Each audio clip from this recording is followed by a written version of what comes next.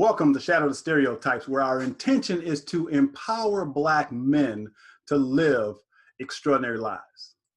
Now, I want to make a bold statement. It is my belief that the greatest challenge facing men of color today isn't racism and discrimination, it isn't police brutality and high incarceration rates, it isn't poverty. I don't want to deny those nor minimize those, but I don't believe that's our greatest challenge. I believe our greatest challenge is our willingness to invest in our own personal potential, our own inner transformation. And so the intention of this program is to showcase and highlight men of color who are doing amazing things in the world, because there's never been a shortage of Black male role models. There's only a lack of exposure of those role models. So this platform is designed to bring men of color who are going to share knowledge and wisdom with you to support and empower you to live an extraordinary life. Now, the question you have to ask yourself is, are you willing to make that investment in yourself? Because we all know what the external negative media generated narrative about Black men is. We know what that is. The question we have to ask ourselves is, are we willing to change our inner narrative about ourselves, about who we are as Black men? Well, one way to do that is to engage in these conversations. The men that I bring on this show, again, are filled with an infinite amount of wisdom and knowledge, and they're here to support and empower you. But you have to apply what you learn. So my hope is that after this conversation, you'll have some nuggets that you can take and apply to your life to support you in living an extraordinary way. And so as mentioned, I bring on extraordinary men who are doing extraordinary things. And today I've got one of those men. His name is Jewel Love, and he's a therapist out in California. And we're going to talk about a wide variety of things, but we're going to talk about his program, BEM, Black Executive Men. So appropriate for this conversation. So without further ado, let's welcome Mr. Jewel to the show. Jewel, how you doing today, man? I'm fantastic. I'm so happy to be here. I'm inspired by that intro. I said, man, I want to watch this show. Well, you're a part of it. So it's inspiration twice. You got two brothers here that's going to shine some light on with some information that I know can empower men to really live extraordinary lives. So first of all, let's jump into just a few icebreaker questions. So Jewel, tell us a little bit about where you're from and a little bit about growing up. What was that like? Yeah, so I'm from Oakland, California, and Alameda, California. I say both because they're different, but they're the city right next to each other.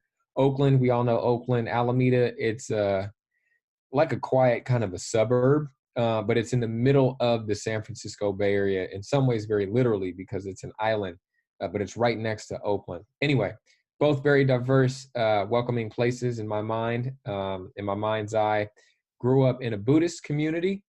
And so I have that religious foundation, but in my early 20s, I went on my own spiritual quest and studied world traditions and stumbled across psychotherapy. And that led to a lot of the good work that I do today. Nice. Nice. Now take a moment and think about a man who has inspired you to be the man that you are today. Who would you mention? A man that has inspired you? Man, there are quite a few. It's a trip. Three came to mind. My father, the leader of the Buddhist organization that I was a part of, a big spiritual leader, and then my therapist, my first therapist and mentor. He was just so deep. So I guess I'll go with my therapist. So we met for about two and a half years, and during that time, I got my master's in clinical psychology. He really helped me to find my career path.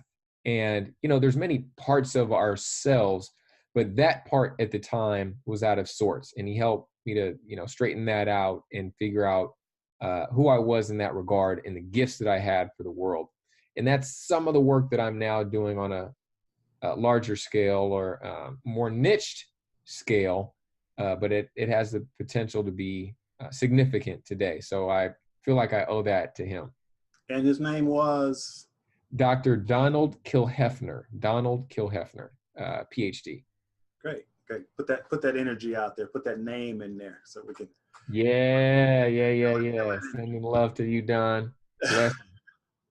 Now, some people are, when it comes to just life in general, are pretty pessimistic about the future, while others are really optimistic about the future. So where do you fall on that spectrum between optimism and pessimism for the future in general? Yeah, it's interesting. I mean, there's my own personal life or, my family and the communities that I'm a part of. Positive. Things are going well, and I'm happy about the direction that they're headed in. When we look at the world and we look at AI and we look at the environment and the crisis and what's going on with labor and how the workforce being automated or conflicts globally that can emerge. And yeah, it really makes me wonder. I think about the future of humanity, especially with AI is developing as quickly as it is. This whole talk about, singularity when it just catapults in intelligence. I know some of y'all old enough, y'all seen Terminator. Come on now. Uh, but to see something like that coming about where, you want it to be friendly, but the probability and the chances of some conflict emerging at some point seem to be reasonable in my mind. So those are some of the things that I think about, and sometimes my clients talk about. And then there's just the environmental concerns, and major corporations are getting on board to a degree with trying to make more reusable products that have like a second, a third, a fourth, a fifth life. But we got some major concerns. So I balanced both of those. There you go. There you Yeah. go. So last question. What would a perfect day look like for Jewel? What would you be doing on a perfect day? Yeah, absolutely. Well, I'd be in Panama, first of all, waking up next to my lady and just to have a good rest from the night before, so feeling well rested. And then we probably just have breakfast, talk, jump in a kayak, get in the water, go for a bike ride around town, have some fresh fruit, laugh, lay out on the beach, good amount of relaxation, come back, have dinner together. You're not hearing nothing lavish except for a trip to Panama. You're not hearing the private jet or the, $1 million raining down on me. For me, even in Alameda where I stay now, one of the biggest luxuries to me, that brings the most joy to me is getting on my bike, heading up to the beach, and just riding along the beach and just seeing the waves and the people and the windsurfers. And for me, it's very soothing to be in motion, exerting myself physically and then having a beautiful surrounding about me. So those kind of activities. Now, see, but you really nailed the perfect day because, like yourself, first and foremost, I love my wife. Mm-hmm. Love being with my wife. Perfect day, she's right there. And I Mm-hmm. also love to travel, like yourself. So I really resonated with that perfect day because my perfect day would be very similar. So we have that in common. So now I want you to introduce Jewel the professional. So tell the audience what you do. Yeah. So I am a licensed psychotherapist, and I'm the CEO of Black Executive Men. We help Black men in corporate America find inner peace, and we do that through psychotherapy, mainly individual psychotherapy, medication management, alongside corporate wellness programs, corporate presentations. My company's worked with Microsoft, we worked with Google, we worked with UC Berkeley, and we're looking to expand to work with some more companies locally and ideally nationally would be fantastic. We are known as the Golden Rhinos, and people often ask, what is a golden rhino? So just like a unicorn in Silicon Valley, they have this term called a unicorn, which is a $1 billion startup, right? Golden rhinos are Black executive men, which are just as rare, but equally as valuable. So that's a golden rhino. And it's very interesting because they say we don't exist, right? Right. I tell people, oh, I work with brothers in corporate America. They're like, really? There, there's black men at Google. And let's look at the numbers. There's about 2% black people. I don't know the gender breakdown, but let's just go for half. So you're looking maybe about 1% black men, but Google's a big company. So we're there. Not a ton of us, but we are there. The other thing they say is, oh, black men aren't going to go to therapy. That's just not going to happen. You got to have white people in your practice. And I have white clients, and I love working with white clients. It's a different experience, and I really enjoy it. But I'm called to work with us. There's a greater, deeper ancestral mission that's probably been coming through me for a while, in a healing capacity. So both of those pieces. Number one is we don't exist. Golden rhinos don't exist, right? It's this whole tie-in. It's not possible, right? Same thing, don't exist, not possible. But for me, in my mind's eye, in my ear, I hear a rumble. I hear a rumble. There is a rumble. And more of us are calling. They're calling me, they're calling other therapists, etc. There's a movement going on right now in the Black community as a whole, because we have more celebrities speaking out, more millennials speaking out. And so you have more of us going to therapy today, I would imagine, than before. But my company, we're really niched. People will say, well, do you work with all men? And I'm like, I'll show them the business card and they'll read it. It's only 3 words, Black executive men. Do you work with all men? I said, well, we work with Black men, but what about this kind of student? I said, well, it's more corporate. It's that, boys. I'm like, well, it's men. It's in the card. It's on the title. We're very much niched on this population, getting these brothers together. And I could, I love to talk. So I could share a little bit more, but do you want a little more, or did you want to pivot us to the next? Yeah, let's pivot to the next, because I want to go a little deeper. Yep, please. Because you touched on something really, really important. Because society has people believing, that all Black men are in poverty, and that there's all these stereotypes about Black men. But as you mentioned, we're everywhere. Everywhere. And so I think what's happening, and again, I'm an optimist. That's just a lens through which I see the world. I believe Black men as a whole are waking up. And the fact that you and I are having this conversation, the fact that I have this show, that I've had several therapists on this show, talking about some really deep issues, and a lot of men from MKP. So, I've got a lot of brothers that are doing this work and now are gaining some exposure. I think the more we have these types of conversations, the more we accelerate that waking up. I love it. That's why this conversation is so important. And that's why shattering Black male stereotypes is so important, because we have to expose ourselves to this new way of thinking, this new way of being, this new way of behaving. And one way to do that is to start with dialogue. And so this particular dialogue, I want to kind of pick your brain just a little bit as a therapist. Please. And the first thing I want you to do is I want you to speak directly to the men, because I believe that the 3 most difficult words for any man to say is, I need help. So I want you to speak directly to the men. Let's remove that stigma. Okay.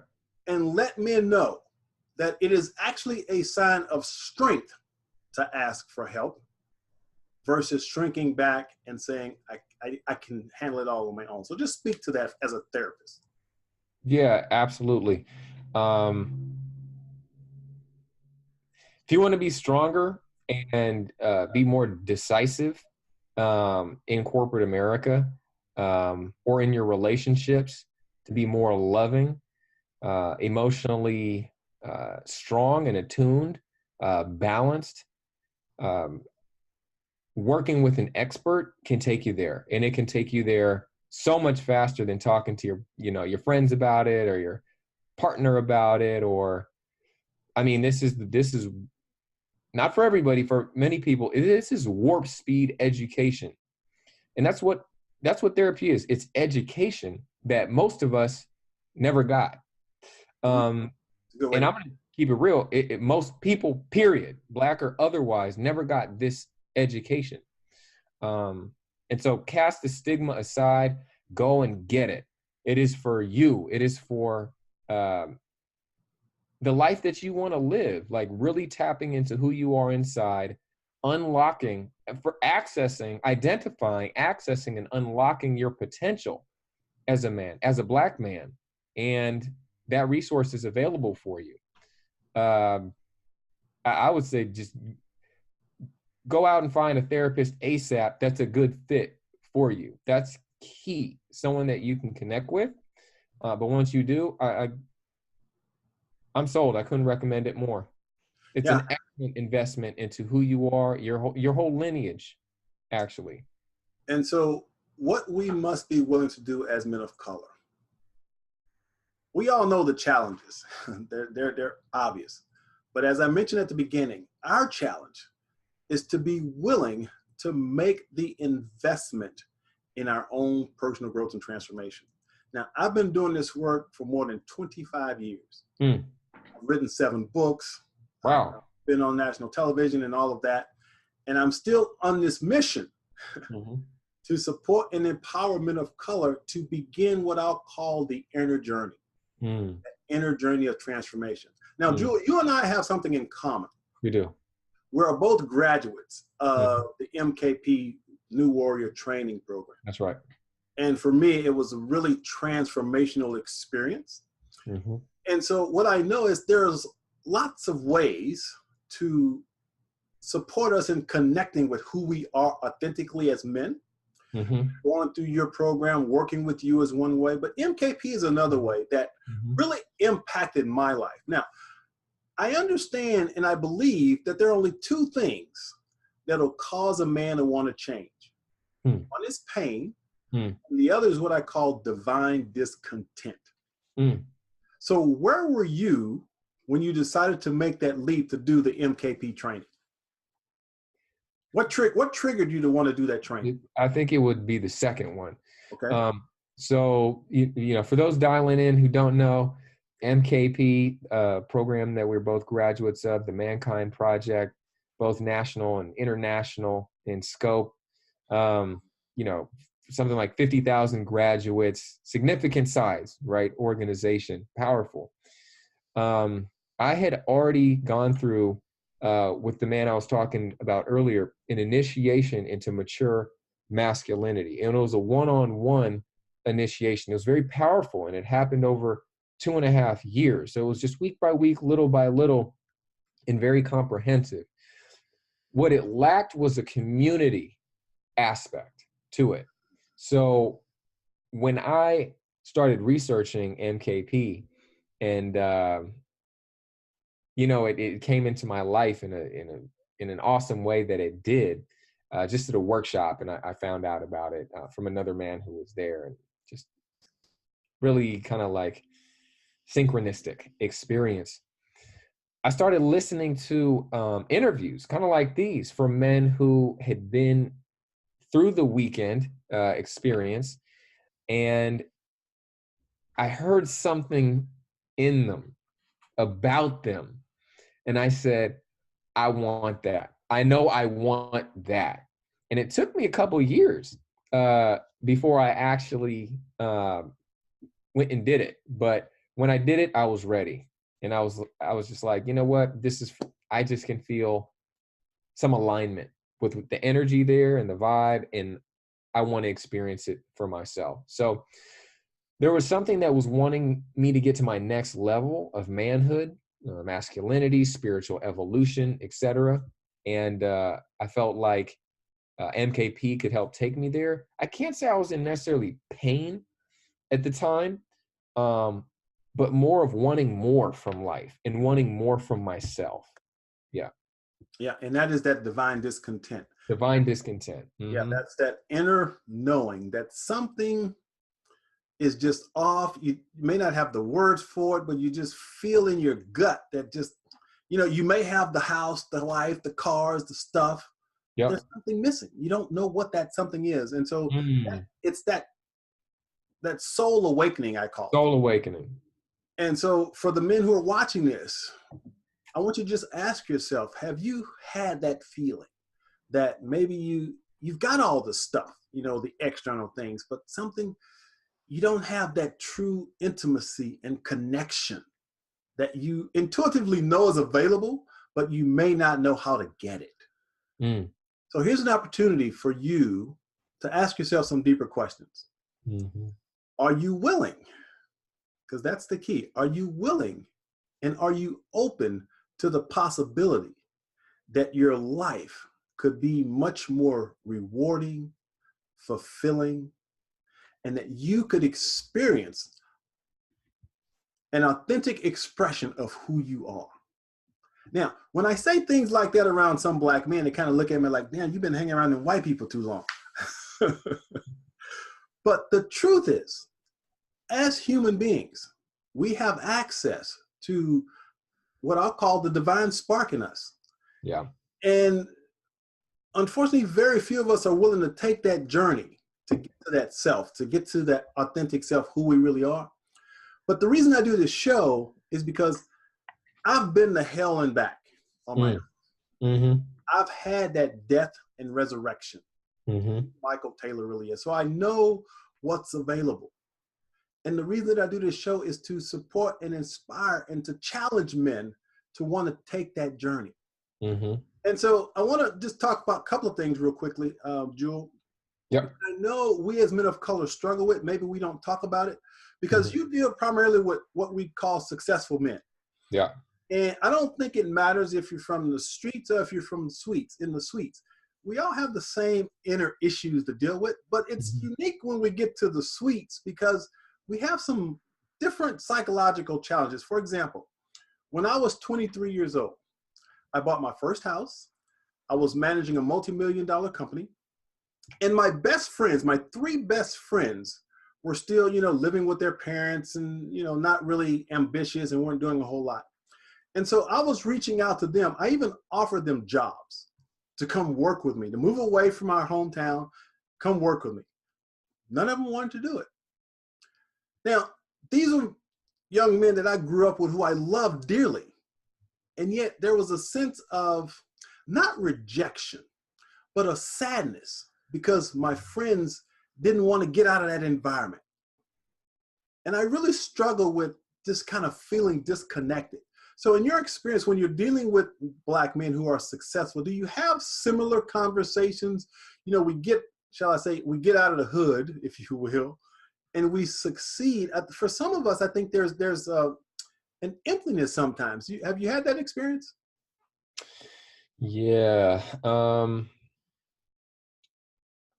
You know, they talk about the black tax, and I was familiar with it, but I didn't know it by that term.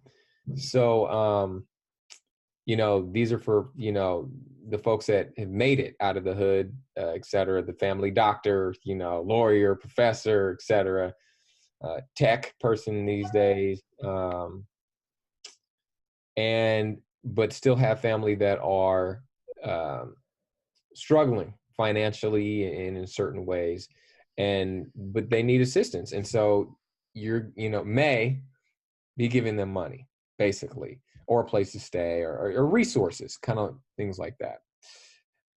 So it makes me think, because I have a few clients they're in that situation. Venmo the $20, you know, Zelle over the 100, you know, PayPal the 50, and it's just a consistent thing. Right.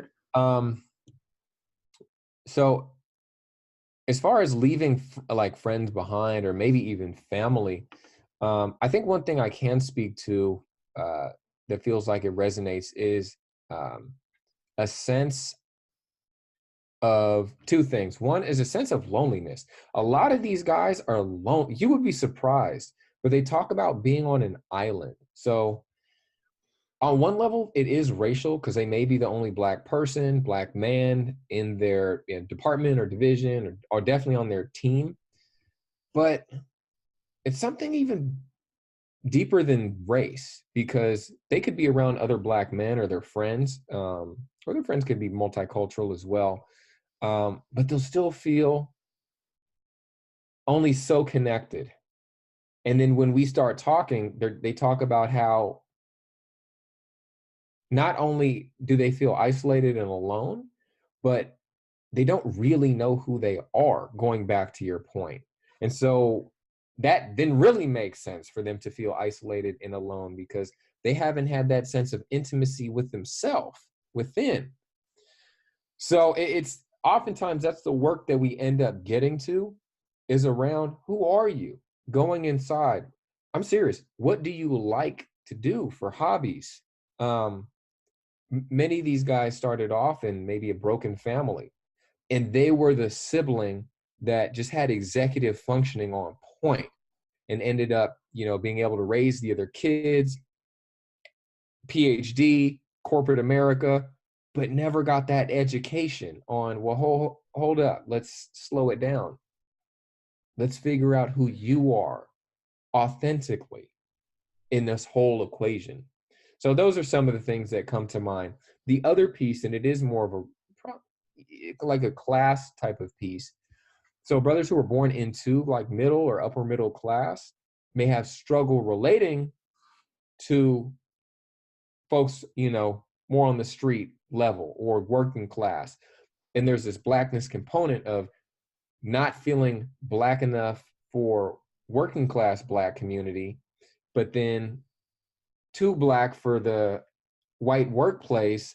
Oh my God, they're so alone. But they don't know how common their experience is. Right. As well. So it's just, there's a lot of nuance and dynamics in there. It's interesting. And again, I think this is why it's so important to have these types of conversations, because we that are in that situation, we all have the same feelings, Yep. For a while, I struggled with identity from the standpoint of, I remember in my very first book, I wrote a book called Brothers, Are You Listening? And the very first chapter was called the "That's What White People Do" mentality.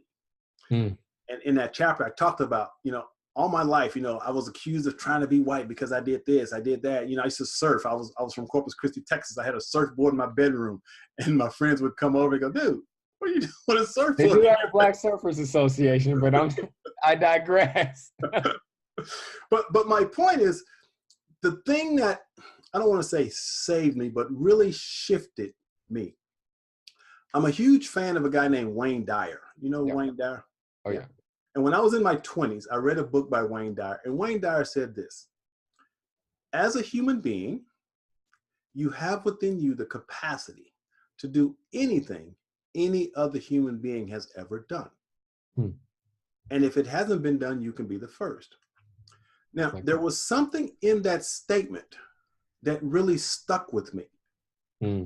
Because after reading that, it's not like I denied my ethnicity, but I, in that moment, realized that I am a man who happens to be Black, not just a Black man. Right. And it shifted everything for me. It really, it took this burden off, because I struggled with, like I said, when I was 23 years old, I was managing this multi-million-dollar company, and I was in this little hick town right outside of Houston that still had active Ku Klux Klan halls. It was crazy. But that sentence, I wish I could put it into words, but something in me moved. I got it, that who I am is much more than my skin color. Absolutely. And so what I've been trying to do since then is empower other men of color to embrace the idea that we are men who happen to be Black. And to not be so attached, I'm a Black man. Right.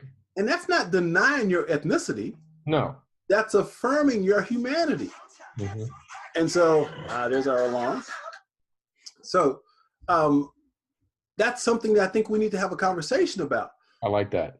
Because we want to make sure that men of color recognize that you're not denying your ethnicity, because there's a lot of attachment Yeah.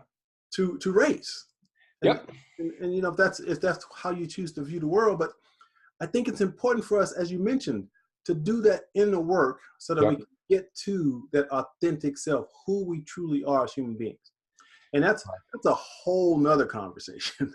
But I got something for it too. So when the time is, yeah, there right. you go. So we're gonna take that journey. But now I just want to close with just you from a therapist perspective. Once again, let the men know that number one, they're not alone. They're Mm-hmm. not alone. And Mm-hmm. number two, there's support out there if you're willing to reach for it. And in doing so, I want you to share your information in case someone wants to contact you. Absolutely. Men, you're definitely not alone. There are a lot of other men, a lot of other people who are having similar experiences. And there's help for you to feel more empowered, more joyful, more confident, and more connected, both with yourself and with people around you, with humanity. There are tools available and communities available. I'll share a resource, that being my own organization, which is Black Executive Men. The website is www.blackexecutivemen.com, and that's the best way to reach me there. But I definitely would say, please seek help. It'll help. Get help.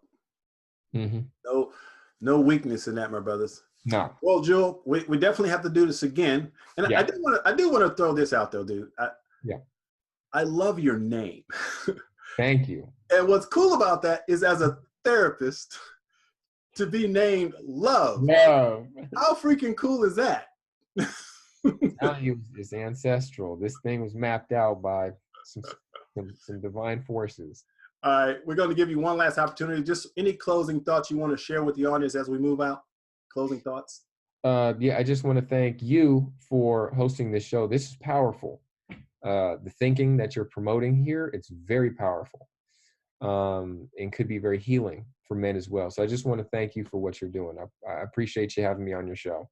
Well, it's been my absolute pleasure. And again, I want to give men like yourself more exposure so that we continue the awakening, because brothers are waking up and we're leading the forefront. So as an MKP graduate and just as a brother in general, I just want to say thank you, man, for the work that you're doing. And it's great to be in partnership with you and inspiring Black men to live extraordinary lives. So thank you for joining us. Thank you. All right, so this has been another episode of Shatter the Stereotypes. Stay tuned for part 2, because I'm gonna go deep with this, brother. We're gonna go a lot deeper on the next session. So again, make sure that you don't believe the hype, don't buy into the stereotypes. Recognize that you have the capacity to live an extraordinary life. So get out there and make it happen. We'll see you next episode. Take care.